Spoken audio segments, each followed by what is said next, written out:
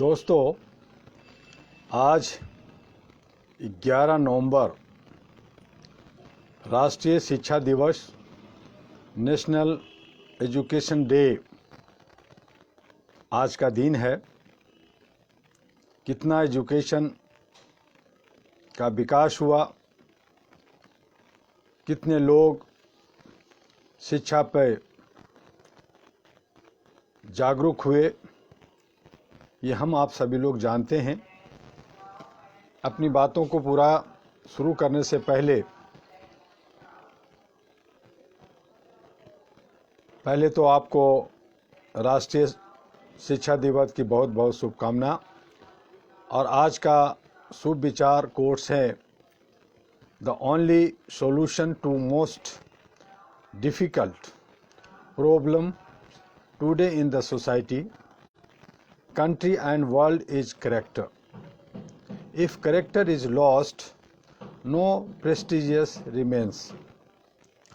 और इसी के साथ कल जो रिजल्ट बिहार विधानसभा का आया, उसमें जो एनडीए को जीत दिलाई गई, ये जीत बिहार की जनता की नहीं बल्कि नौकरशाह, मीडिया और तथाकथित उन जनप्रतिनिधियों का है जो लोकतंत्र की हत्या करना चाहते हैं। लोकतंत्र, आज शिक्षा दिवस पे मैं कहना चाहूँगा कि लोकतंत्र भारत के अंदर जो व्याख्या की जाती है कि जनता द्वारा जनता के लिए, ये सब गलत है। जिस तरह से जात पात, ऊंच नीच, भेदभाव का ये जो अडमना फैला दी गई है, उसी तरह से जनता के बीच में कि ये लोकतंत्र जनता का है, ये सरासर झूठ है। ये लोकतंत्र उन तथाकथित लोगों का है जो सत्ता को भोगना चाहते हैं और जनता पे जुल्म सितम ढाना चाहते हैं।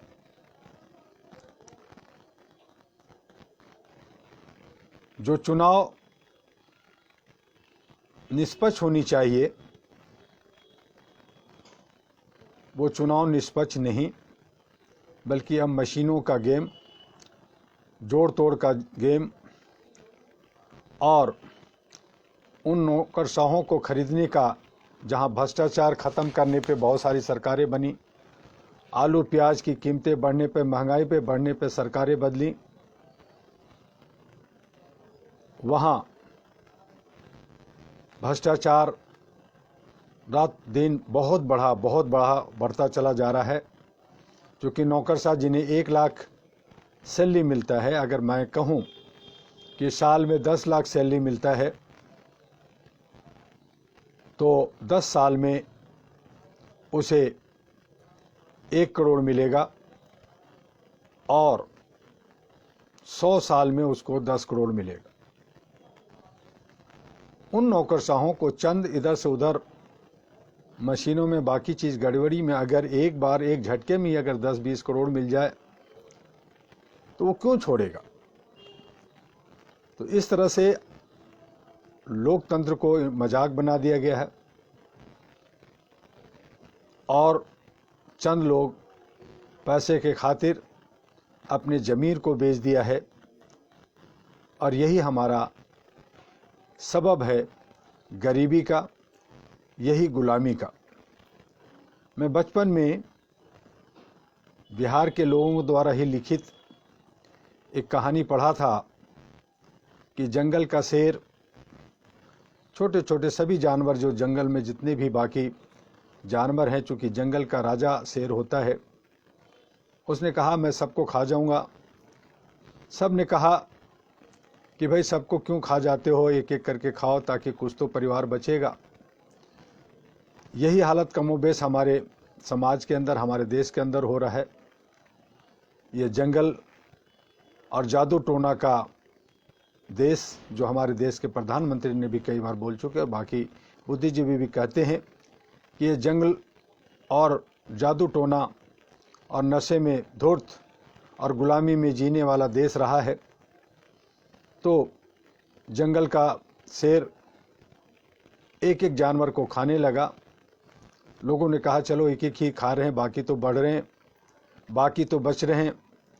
और इसी अंधभक्ति और इसी जय हो के नारा से लोग एक एक जाकर के उनके काल का ग्रास बनते गए।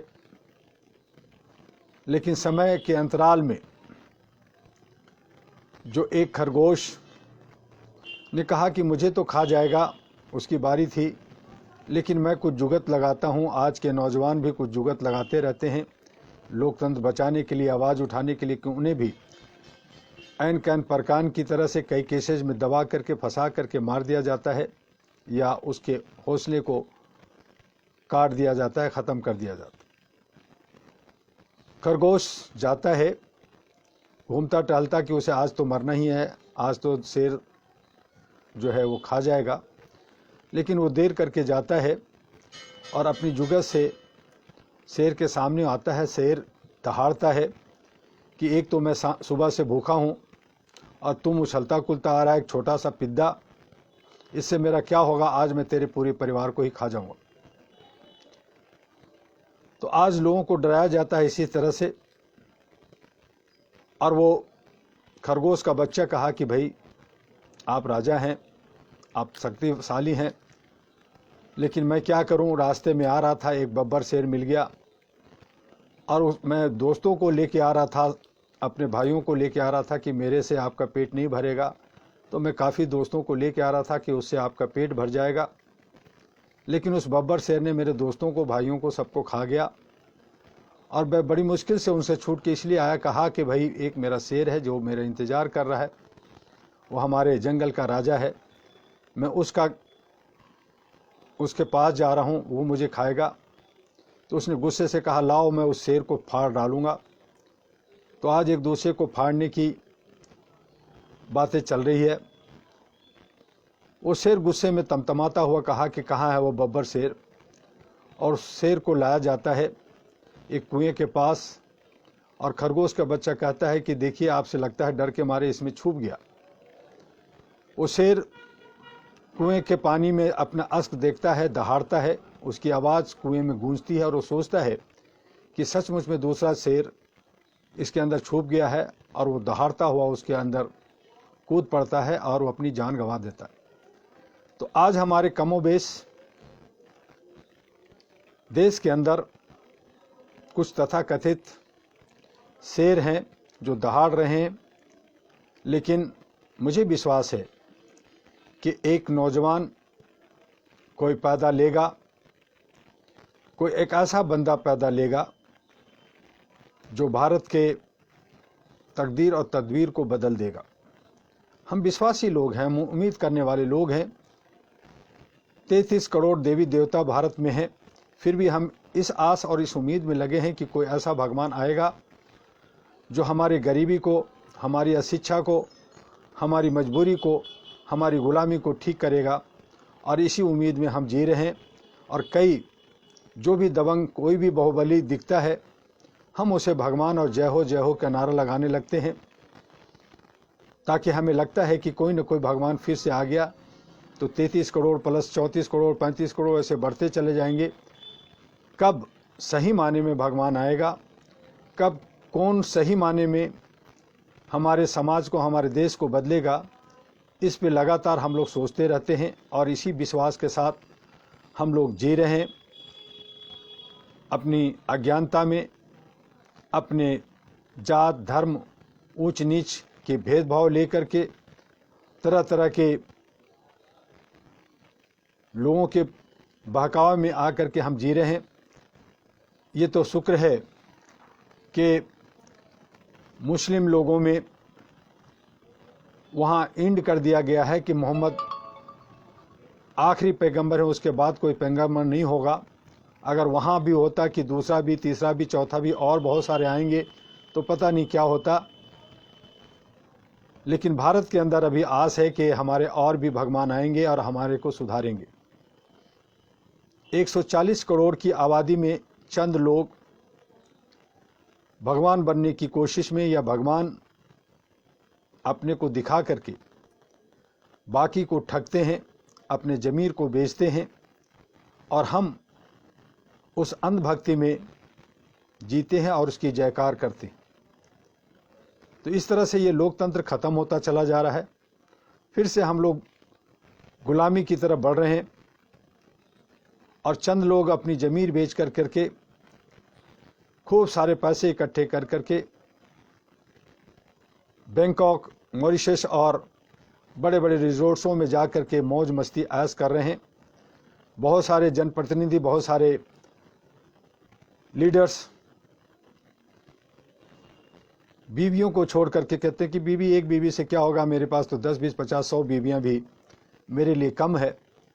जब वो सत्ता में आते हैं, सत्ता की भूख में वो बहुत सारे भ्रष्टाचार, बहुत सारे बलात्कार, बहुत सारे गलत कामें करते हैं, तो उनके लिए तो एक बीवी का मतलब ही नहीं बनता। जो लोग एक बीवी और बच्चों के साथ जीवन यापन करते हैं, बड़ी मुश्किल से अपनी दिनचर्या पूरा करते हैं, रोटी कपड़ा मकान की व्यवस्था करते हैं, उनके दुख तकलीफ़ को कौन जाने। जो लोग जिनके पास बीवी नहीं है वो 100 बीवी, 50 बीवी का मज़ा लेते हुए जो ज़िंदगी जी रहे हैं, उन्हें ज़रा सा भी शर्म नहीं है। तो ये हालात हमारे देश के अंदर है। हम गुलामी और गुलाम होते चले जा रहे हैं। तो हमें जागना होगा और हम इसी उम्मीद से जी रहे हैं कि कोई तो आएगा जो भगवान बन के आएगा, फरिश्ता बन के आएगा, पैगंबर बन के आएगा, दूत बन के आएगा और हमारी किस्मत को, हमारी दशा दिशा को बदल देगा। तो जो ये लोकतंत्र का खेल जो हो रहा है और लोग कह रहे हैं कि फलना है तो मुमकिन है, तो ये जो फलना है वो मुमकिन है, ये भगवान की तरफ इशारा करता है। एक तो और भी जब 33 करोड़ देवी देवता भगवान है तो और भी मान लो, शायद कल्याण हो जाए। तो ये जो हालात हैं ये हमारे देश की हालात है। हमें समझना होगा, देखना होगा और देश को अगर आगे ले जाना है, अगर अंधभक्ति से बाहर निकलना है, अगर जो हम गलत रास्ते पे भटके हुए हैं, तो हमें बहुत कुछ करना होगा, बहुत सारी बलिदान देना होगा। तभी हम 203 जो देश है पूरे विश्व में, इस पृथ्वी पर, उसमें हम अव्वल आ सकते हैं। भारत के अंदर कोई कमी नहीं है, खादान है, हमारे के यहाँ अन्न है, हमारे के यहाँ एजुकेशन की कोई कमी नहीं है। हमने भारत को बहुत कुछ दिया है किसी भी क्षेत्र में, चाहे वो इलेक्ट्रॉनिक मीडिया हो या एजुकेशन हो, चाहे वो इतिहास हो, चाहे भूगोल हो, चाहे वो साइंस हो, भौतिक हो, रसायन हो, सभी क्षेत्रों में भारत अव्वल रहा है। और भारत के लोग ही जा कर के, चाहे वो अमेरिका में हो, यूरोप में हो, वो ऐसे ऐसे काम कर रहे हैं जो वहाँ के लोग नहीं कर सकते। तो ये जो हमारी विलक्षण शक्तियाँ हैं उनको समेटना कर और युवाओं को आगे आकर के ये जो गंदगियाँ फैला रहे हैं, इनको गंदगियों को साफ करना होगा। इनको, ये जो चंद लोग हैं, मुट्ठी भर लोग हैं जो हमारे और आप पे शासन कर रहे हैं। बड़ी मज़े की बात है, मैं बहुत हैरान होता हूँ कि बिहार की आबादी 12 करोड़, वोट देते हैं 4 करोड़ 10 लाख, और चंद 1-1.5 करोड़ लोग जो वोट लिया वो जीत जाते, और उनको 250, 25, 100 के मार्जिन पे। और उसमें भी गेम होता है, उसमें भी चुनाव में घपले होते हैं, काउंटिंग में घपले होते हैं, देर किए जाते हैं। और जब एक्सपर्ट से बात मैं किया तो एक्सपर्ट ने कहा बहुत कुछ हो सकता है और बहुत कुछ हो रहा है। तो ऐसे लोकतंत्र से क्या फायदा। उम्मीद थी कि एक नौजवान बिहार का एक मुख्यमंत्री बनेगा, और बहुत लोगों की ये सोच थी, बहुत सारी उम्मीदें थी कि बदलाव होगा, लेकिन वो नहीं हुआ। अब बिहार कहाँ जाएगा ये अब वहाँ की जनता, वहाँ के लोग जाने। और ख़ास करके मैं ये भी कहूँगा कि अगर ये सारी चीज़ें नहीं भी हुई है तो जो वोट कटुआ लोग थे, जो छोटी छोटी पार्टियां थी, इंडिपेंडेंट थे, उन लोगों ने भी उन्हीं लोगों को सपोर्ट किया, साथ दिया जिन्हें वो हराना चाहते थे। तो सही माने में अगर हम कहें तो जो छोटी पार्टियां और इंडिपेंडेंट और वोट कटुआ लोग थे, उन्होंने ही एनडीए को जिताया है, वही उनके सपोर्टर हैं। तो इसलिए बहुत बहुत शुक्रिया कि आपने एनडीए को जिताया। आप बहुत शोर मचाते हैं, चीखते हैं कि मैं बदलाव चाहता हूं, मैं नहीं देखना चाहता एनडीए को, लेकिन आपने डायरेक्टली इनडायरेक्टली आपने उसको सहयोग किया है, सपोर्ट किया है। तो आप भी मुजरिम हैं। कहते हैं कि जुल्म करना और देखना दोनों गलत है। तो एक जुल्म किया और एक ने जुल्म करने में सहयोग किया, तो दोनों जो है दोषी है। तो इस तरह से समाज के अंदर वो सारी चीज़ें हो रही हैं। आज जो समाज के अंदर जो बटे हुए लोग हैं, जो कहते हैं मूल निवासी हूँ, मैं अम्बेडकर का हूँ, मैं ये हूँ, मैं वो हूँ, मैं शोषित हूँ, मैं दलित हूँ, मैं 90% हूँ, 93%, वो इस तरह से बिखरे हुए हैं या इस तरह से वो कमज़ोर हैं कि वो आगे इसी तरह से सोचते रह जाएंगे और वो हारते रहेंगे और वो जो है गुलाम बनते रहेंगे। तो ये जो तथाकथित चंद लोग हैं, चतुर लोग हैं, चालाक लोग हैं, शेर हैं, लोमड़ी हैं, वो ऐश कर रहे हैं। और बाकी आप जंगल के बहुत प्यारे हिरन हो, बहुत बड़े भैंसा हो, बहुत बड़ा शरीर है आपका, गेंडा है, लेकिन आपका शिकार शेर ही करेगा, आप नहीं कर सकते। आप दो चार झुंड बना करके, थोड़ा सा हो सकता है कई बार जो जंगल में देखा जाता है कि भैंसे शेर को भगा देते हैं, लेकिन अंततोगत्वा शिकार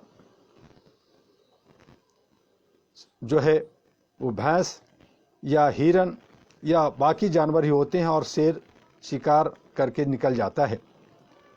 तो ये सारा चीज़ें अभी हमारे समाज के अंदर, देश के अंदर हो गया है। बहुत सारी छोटी छोटी कहानियां हैं जो हम बचपन में 2वीं क्लास, 3वीं क्लास, 5वीं क्लास में पढ़ा, वो चरितार्थ होता हुआ दिखता है।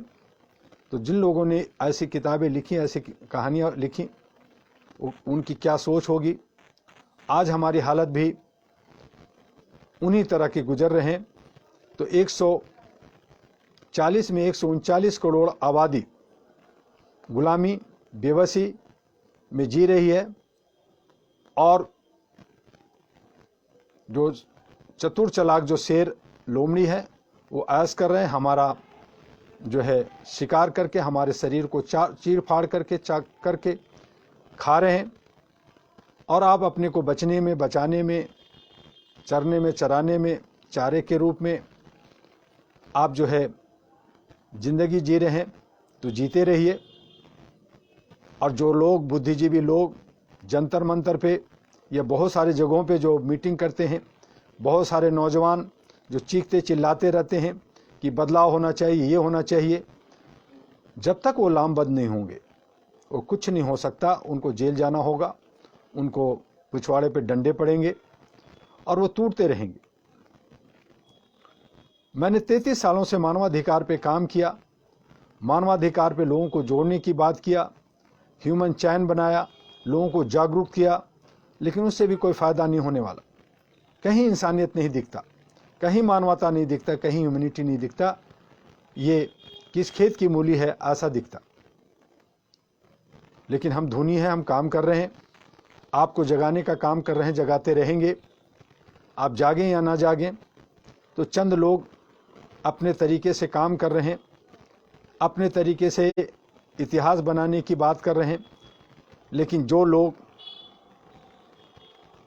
हमें और आपको तोड़ रहे हैं, उन्हें मरना होगा, उनके भी शरीर पे कीड़े पड़ेंगे, वो भी बर्बाद होंगे।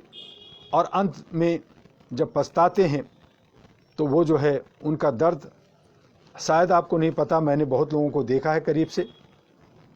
इसलिए मैं आप तमाम लोगों को आज शिक्षा दिवस पर ऑफ़र करते हैं कि become a member with All India Human Rights Association (AHRA) for the protection, upliftment and awareness of human rights, freedom, liberty and justice for all। मानवीय मूल्यों को प्रतिष्ठापित करने एवं मानवाधिकार की लड़ाई में AHRA हमेशा सतत प्रयत्नशील है। आपका सहयोग, आपका सपोर्ट, आपका साथ चाहिए। भारत के अंदर मानवाधिकार का आयोग आना AHRA का अथक प्रयास रहा। कॉलेजों एवं स्कूलों में मानवाधिकार की पढ़ाई जो शुरू हुई वो AHRA की अथक प्रयास रहा। गैर सरकारी मानवाधिकार संस्थान एवं अत्यधिक संख्या में मानवाधिकार वे स्वयंसेवी संगठन भारत में बनना, ये AHRA के 3 भारत के भ्रमण 2004, 2006, 2013 का अथक प्रयास और करोड़ों हैंडबिल और पर्चे बांटने और लगातार काम करने का प्रयास रहा।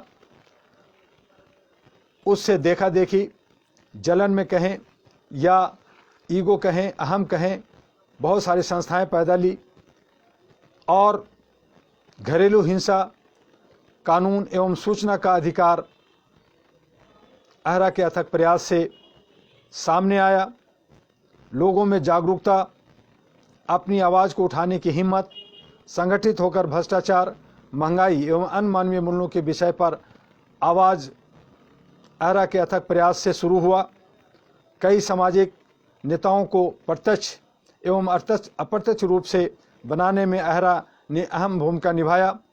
बिहार के अंदर चाहे वो NDA हो, चाहे वो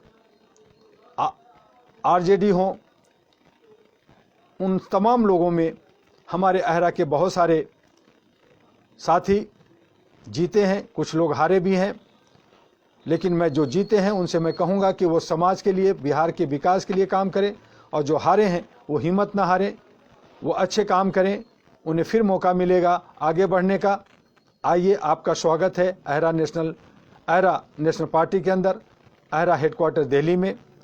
और मैं आपको ये भी बता दूं कि संपूर्ण भारत एवं सार्क देशों में जागरूकता अभियान जो मैंने 2004, 2006, 2013 में आगे चलाया, उससे बहुत सारी पार्टियां भी पैदा ली, बहुत सारे लोगों की जागरूकता हुई, ज्ञान वर्धन हुआ। और इसके साथ साथ AHRA ने कई छोटे बड़े कार्यशाला बनाकर चलाकर भारत के सभी राज्यों में मानवता का अलग जगाया। आज हर तरफ किसी न किसी रूप में मानवाधिकार की चिंगारी फूट रही है। AHRA भारत सरकार से एवं यूनाइटेड नेशन से सामंजस्य बनाकर शांतिपूर्ण बिना दान अनुदान के अपने सदस्यों के सहयोग से 33 वर्षों से काम कर रही है। AHRA ने न्यायपालिका के सहयोग से न्याय संबंधी कई वर्कशॉप चलाए हैं और चला रहे हैं। ऐसी कई उपलब्धियां हैं AHRA की जिसमें जानने की, समझने की ज़रूरत है। AHRA ने विगत 33 वर्षों में जो कार्य किया है उसे कारगर ढंग से आपके सहयोग से आगे बढ़ाना चाहता हूं। इसलिए शांति, आइए सांप्रदायिक सद्भाव और सामाजिक सौहार्द की दिशा में कदम उठाएं और शांति, एकता एवं भाईचारा कायम करने के लिए हाथ से हाथ मिलाएं, मानवाधिकार की सुरक्षा में आगे आएं। आपका स्वागत है। जो कुछ राजनीतिक में हो रहा है होता रहेगा, देखते हैं आगे क्या होता है। लोग जो है कोर्ट कचहरी, अब तो कोर्ट कचहरी पे विश्वास नहीं रहा, मीडिया पे विश्वास नहीं रहा। लोग जो है तथाकथित रूप से गलत लोगों का ही साथ देते हैं अपनी ज़मीर को बेच करके। तो ज़मीर को जगाएं, तभी सही माने में शिक्षा दिवस, राष्ट्रीय शिक्षा दिवस का मीनिंग निकलेगा। और इसके साथ ही आज बस इतना ही। कल फिर हम आपसे 1 बजे मिलेंगे। आपका डॉक्टर MU दुआ। आज राष्ट्रीय शिक्षा दिवस की बहुत बहुत शुभकामना। जय हिंद, जय भारत।